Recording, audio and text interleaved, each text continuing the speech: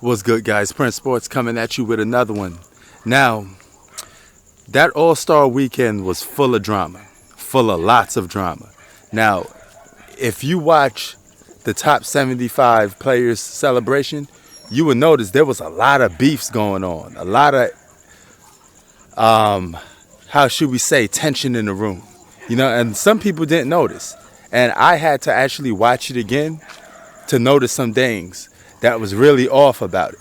Okay, so here are a couple of beefs that took place, and here's some visuals that you could actually look at. So let's look at this first one.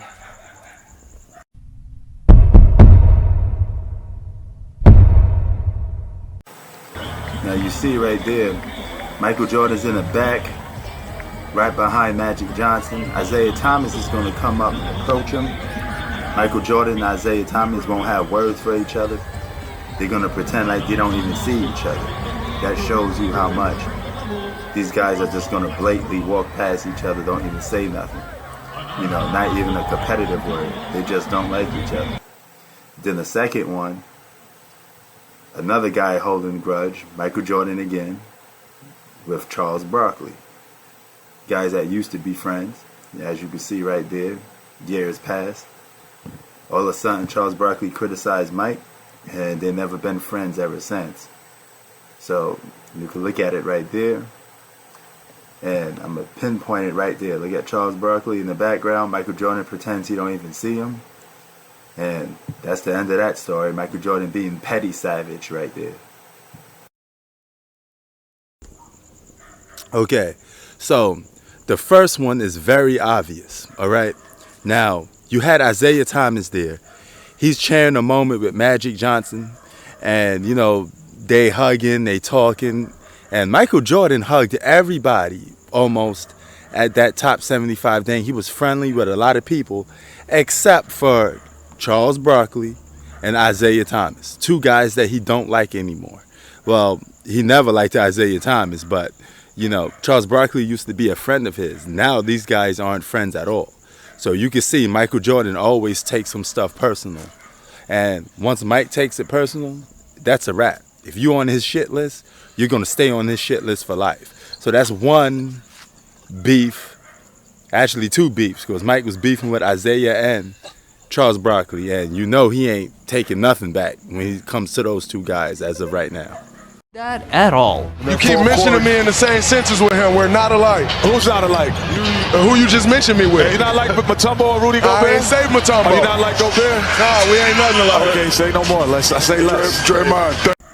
Now the second beef, Draymond Green versus Rudy Gobert. I call this beef the Battle of the Bums because for some reason Draymond Green doesn't like Rudy Gobert. I think it's pure jealousy, because he's been on a tirade dissing Rudy Gobert for a while, even when Rudy Gobert was crying because he didn't make the All-Star team.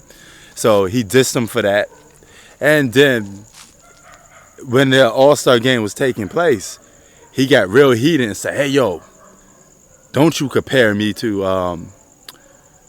Rudy Gobert. You know, you could compare me to Mutombo, but don't compare me to Rudy Gobert. So I think this beef is just about jealousy. It's just flat out jealousy. I mean, maybe because Rudy Gobert got more Defensive Player of the Year awards. Technically, he is a better defender than Draymond Green, man. Draymond Green is a scrub, you know, a flat out bum. So is Rudy Gobert to a certain extent, but at least he can actually score a little better. You know, he can actually dunk the basketball, you know, at a more better clip. I guess that makes more sense.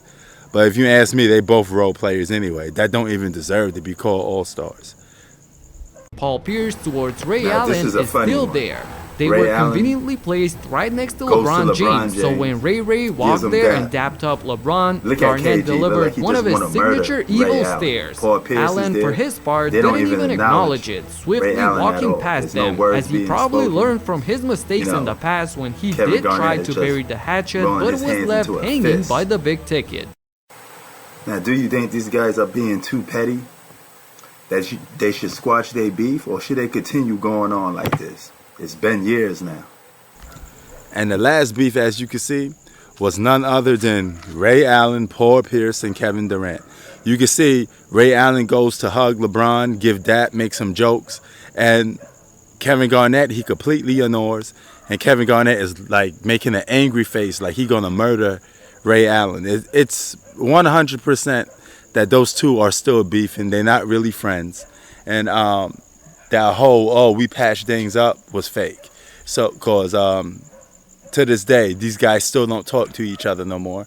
And this started when Ray Allen joined the Miami Heat. He became public enemy number one for Kevin Garnett and Paul Pierce. But technically, that wasn't his fault because you know what? Those guys pushed him off the team, and Rondo pushed him off the team because they all was beefing at that time. But that was 3 beefs that took place during a top 75 celebration that nobody paid attention to and nobody seen. But the clips are right there. And how awkward and how by chance that it's people that got history with each other. Isaiah Thomas and Michael Jordan didn't even barely look at each other during the celebration. You could tell bad blood is there too.